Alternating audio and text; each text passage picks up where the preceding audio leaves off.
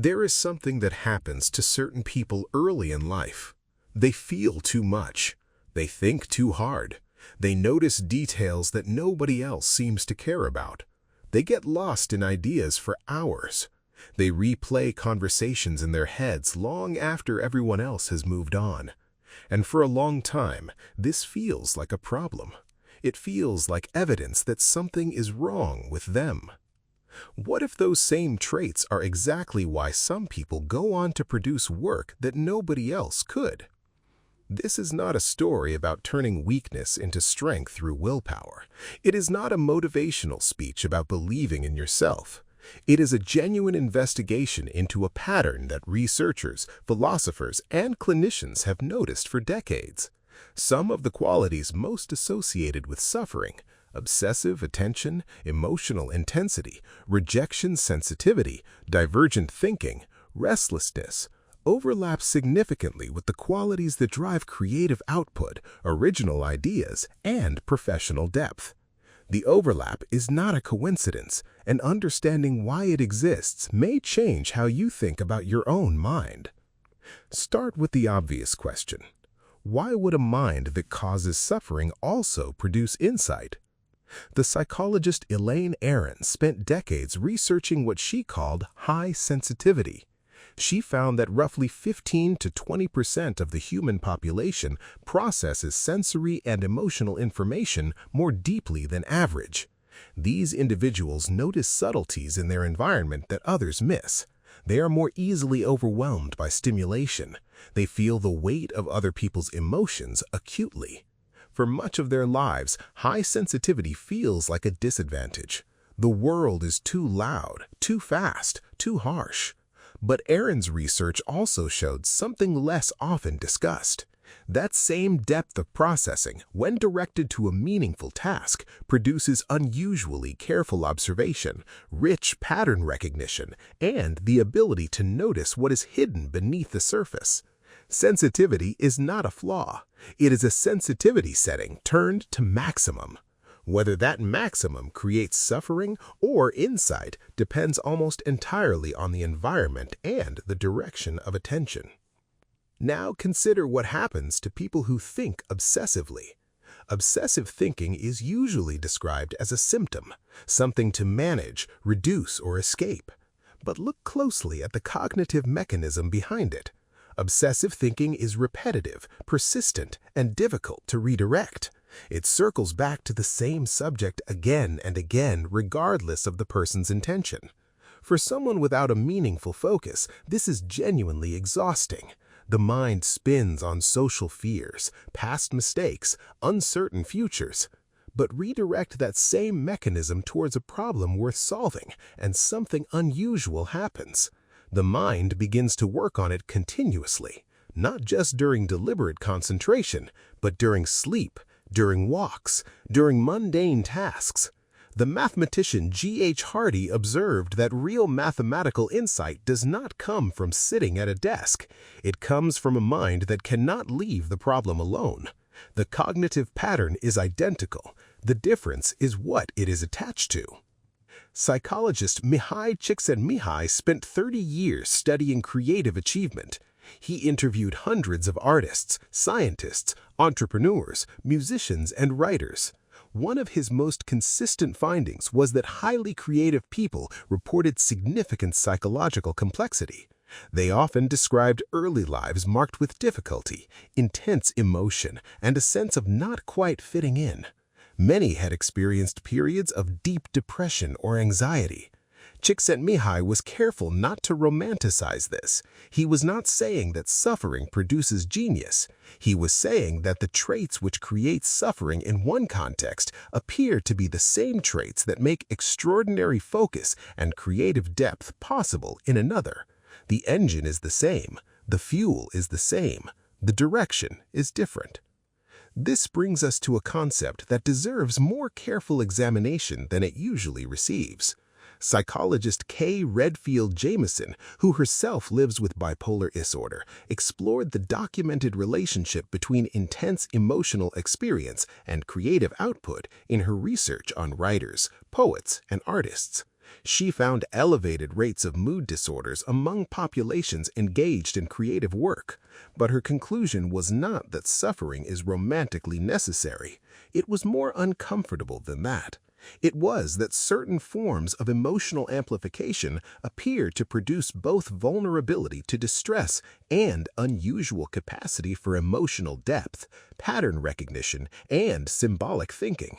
These are not separate things. They are expressions of the same underlying cognitive and emotional architecture. Consider rejection sensitivity. For many people, this is one of the most painful experiences of daily life.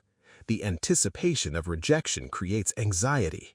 Actual rejection produces a physical pain response.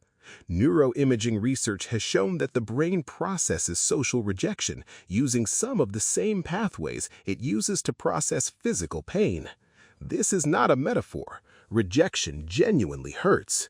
For someone with high rejection sensitivity, ordinary social situations become minefields. A short reply to a message feels like abandonment. A missed invitation feels like exclusion.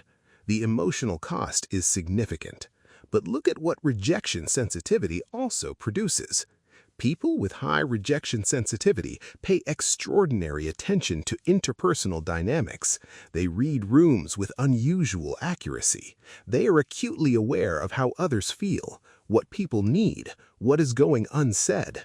In roles that require deep empathy, interpersonal attunement, or the ability to understand what audiences respond to, that sensitivity is not a weakness. It is a precise instrument.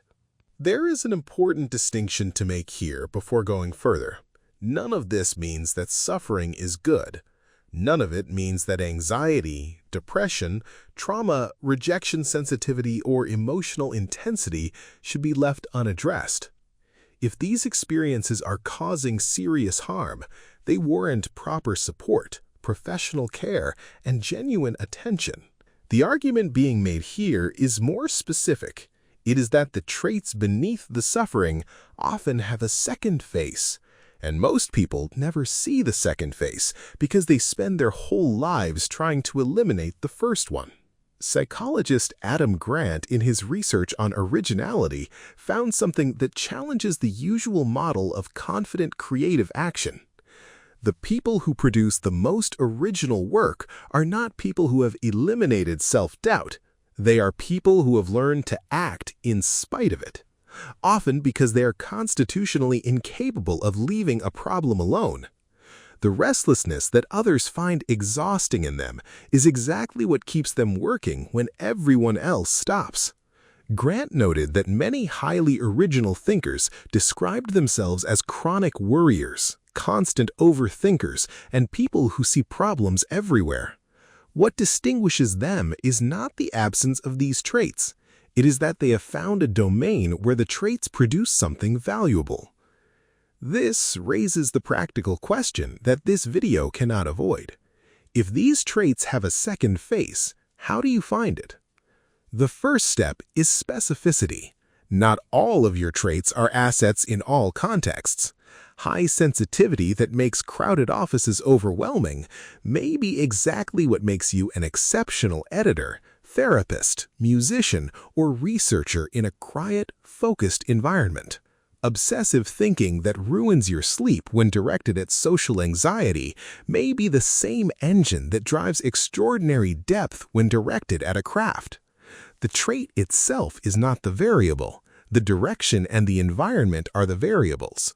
The practical work is identifying which of your traits amplify when given the right conditions, and then engineering those conditions deliberately.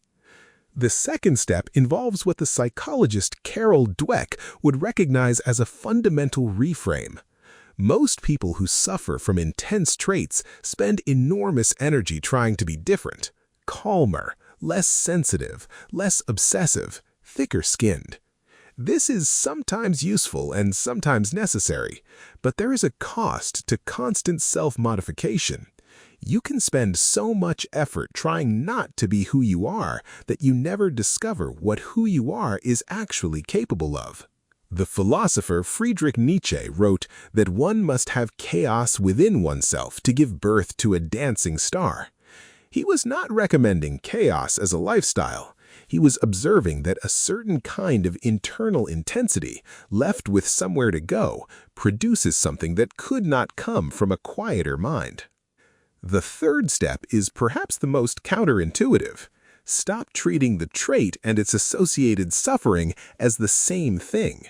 Emotional intensity is not the same as emotional suffering. Obsessive thinking is not the same as anxiety. Rejection sensitivity is not the same as social failure. These traits produce suffering when they are unfocused, when they are directed inward without purpose, and when they have no channel. They produce depth, precision, and original work when they are given meaningful material to work on. The suffering and the strength often share the same root, but they are not the same plant. None of this is guaranteed. Finding the domain that transforms a painful trait into a functional one is real work.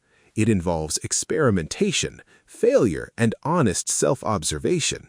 It involves distinguishing between traits that are genuinely part of your cognitive and emotional makeup and experiences that are the result of unaddressed trauma, unmet needs, or circumstances that need to change.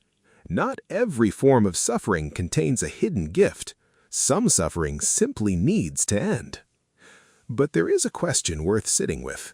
The things about your mind that have caused you the most difficulty over the years, the intensity, the sensitivity, the inability to let things go, the way you notice what others miss, the way you feel what others barely register. Are those things actually problems, or are they traits that have simply never found their right direction? You started with the feeling that something was wrong with you. Maybe the only thing that was wrong was the environment you were pointing yourself at.